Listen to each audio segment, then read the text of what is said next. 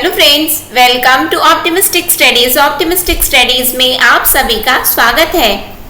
ये न्यूज़ आप सभी ने सुनी होगी कि 10,000 शिक्षकों की भर्ती जल्द। ये हमारे माननीय श्री मुख्यमंत्री जी ने इसकी घोषणा की है। तो उसी क्रम में आज हम छत्तीसगढ़ शिक्षक भर्ती सिलेबस के बारे में आज का हमारा ये सेशन रहने वाला है।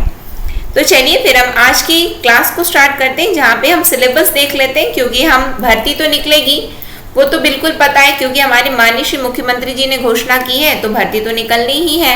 लेकिन सिलेबस भी तो पता होना चाहिए कि जिस दिन अब हमारा नोटिफिकेशन जारी हो गया, अब बिल्कुल पता चल गया कि आज से अब हमें पढ़ना है, तो नोटिफिकेशन के बाद में पढ़ाई नहीं होती, उसके पहले ही पढ़ाई हो जाती है। तो हम उसी क्रम में आज सिलेबस डिस्कस कर लेते हैं।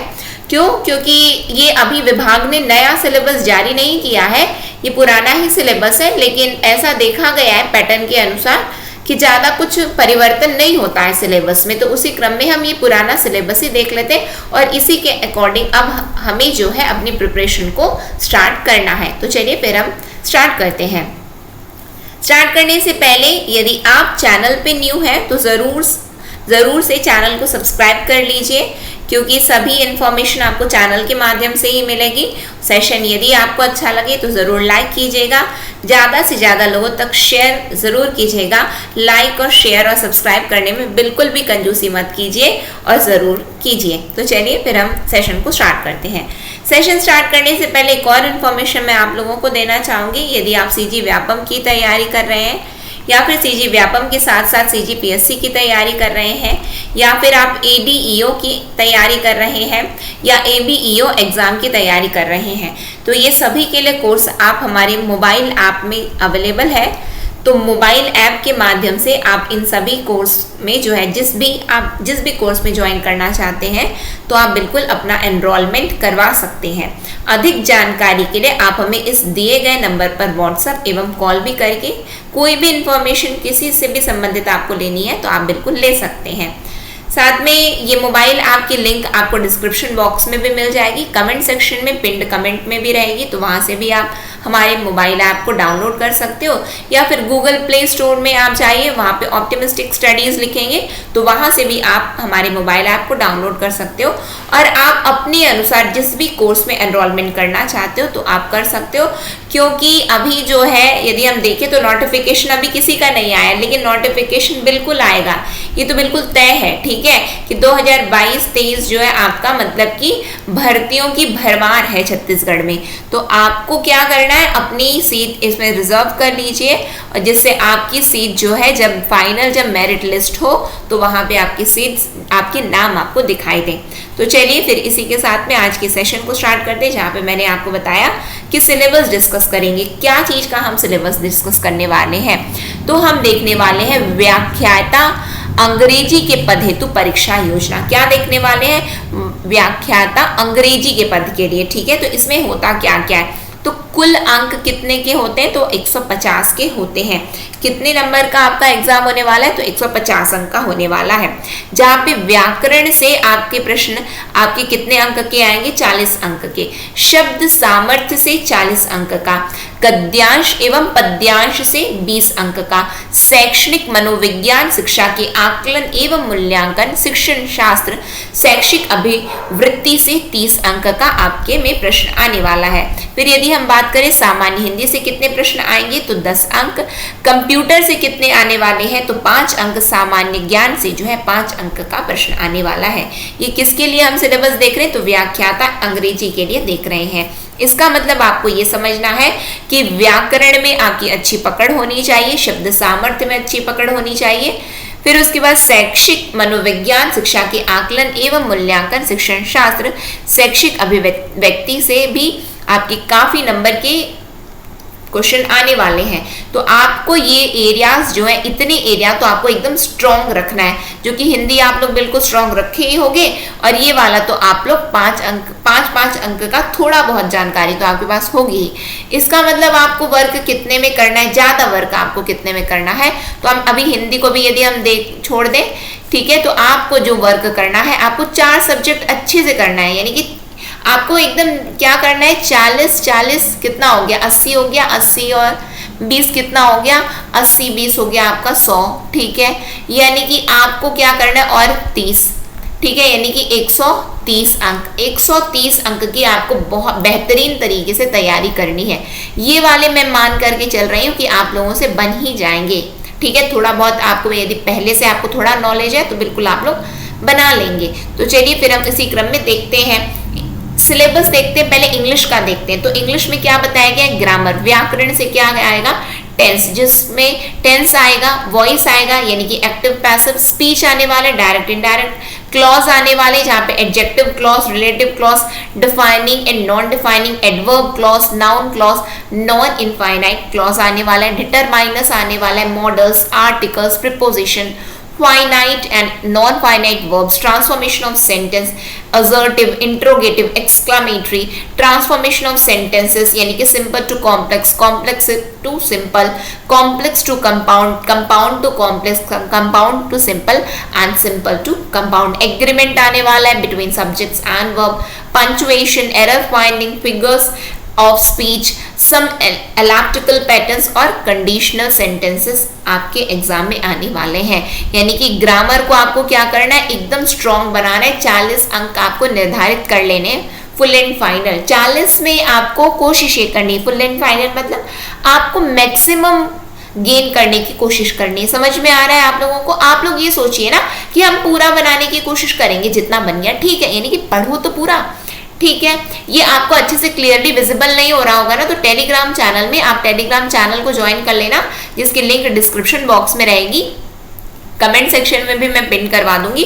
तो वहां से जाकर के आप इसकी पीडीएफ डाउनलोड कर लेना, तो वहां से आप लोग बिल्कुल देख सकते हो कि क्या क्या रहने वाला है। आगे हम देखते हैं एक बार, लेकिन यहाँ पे सुन लीजिए क्योंकि आइडिया हो जाता है हमें, ठीक है। वोकेबुलरी से कितने आने वाले, 40 अंक के आने वाले, जो कि question based on spelling rules, फिर one word substitution, synonym, antonym, homonym, फिर proverbs and idioms, question based on passage, correct maths और राइम्स, स्कीम बेस्ड क्वेश्चन और रीअरेंज द सेंटेंस आपके एग्जाम में आने वाला है। फिर comprehension of prose and poetry. तो a prose shall be given and the candidate must be given question to the answer of the following passage. A poetry shall be given and the candidate must be given question to the answer of the following passage. यानी कि आपको क्या करना है, comprehend करना है, किसको, pros और पोइट्री को। समझ में आया? फिर उसके बाद आगे आ जाते शिक्षण शास्त्र। शिक्षण शास्त्र में क्या आएगा, तो विषयों की प्रकृति एवं कार्यक्षेत्र, फिर शिक्षार्थी अन्वेषण, फिर उद्देश्य एवं प्राप्य उद्देश्य, फिर विषयों की पाठ्यचर्चा, फिर अवधारणाओं की शिक्षण एवं अधिगम हेतु पाठ योजना एवं विधियां। फिर उसके बाद हम शैक्षिक अभिवृत्ति की बात करें तो ज्ञान एवं सीखना, शिक्षण एक पेशे के रूप में, फिर शिक्षण अधिगम प्रक्रिया की समझ, फिर रचनावादी शिक्षण, फिर शिक्षकों का व्यावसायिक विकास, फिर क्या है, शिक्षा का लैंगिक परिप्रेक्ष्य।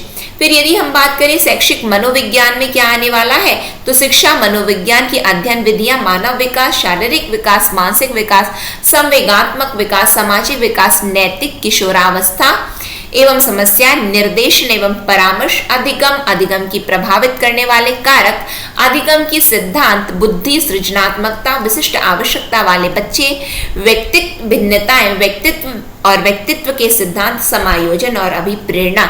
ये आपका शैक्षिक मनोविज्ञान से आने वाला है।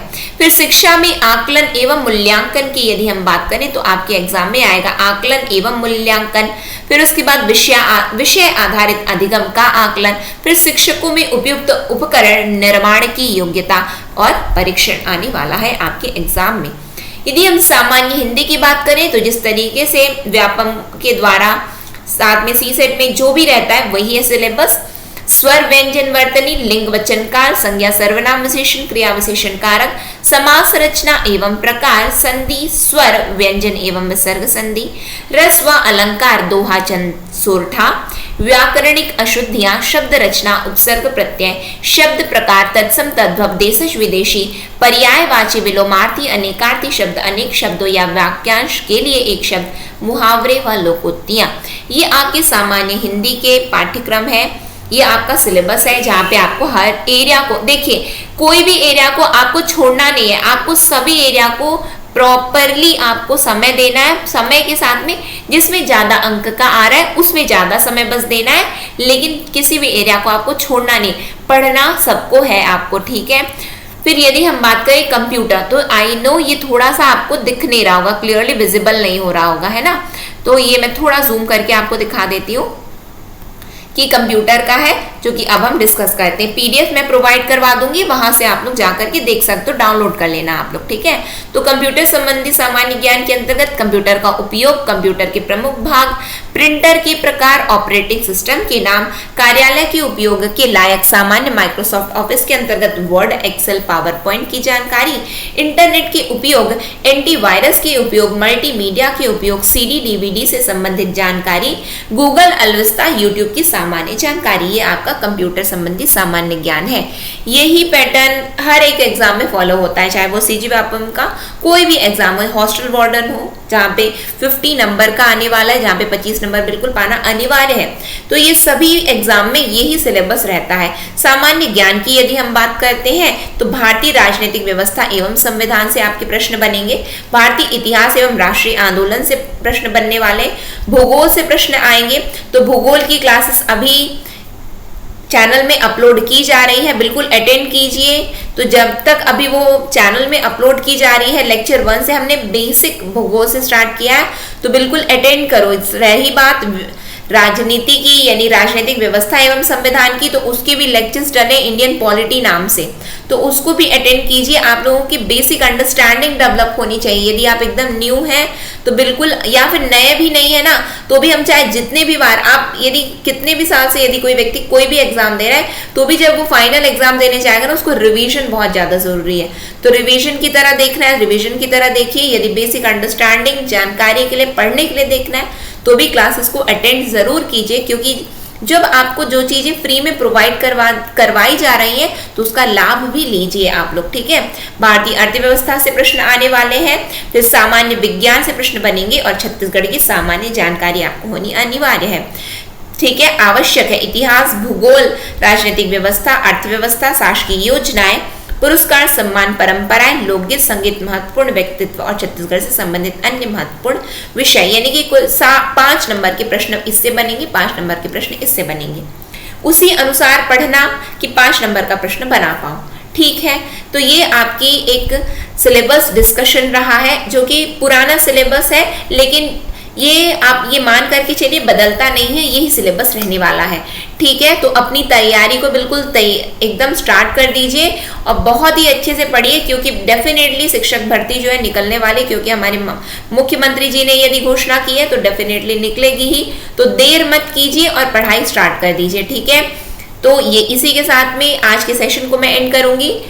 सेशन यदि अच्छा लगा हो, जानकारी वाला लगा हो, तो जरूर लाइक कीजिएगा, ज्यादा से ज्यादा लोगों तक शेयर कीजिए। साथ में यदि आपने चैनल को सब्सक्राइब नहीं किया है तो चैनल को भी सब्सक्राइब कर लीजिए, साथ में बेल नोटिफिकेशन को ऑन रखिए, जिससे हम जो भी वीडियो डालें तो आप तक पहुंचती रहे। नेक्स्ट सेशन में हम बहुत जल्द मिलेंगे। नेक्स्ट सेशन तक के लिए optimistic learning. Thank you for the session.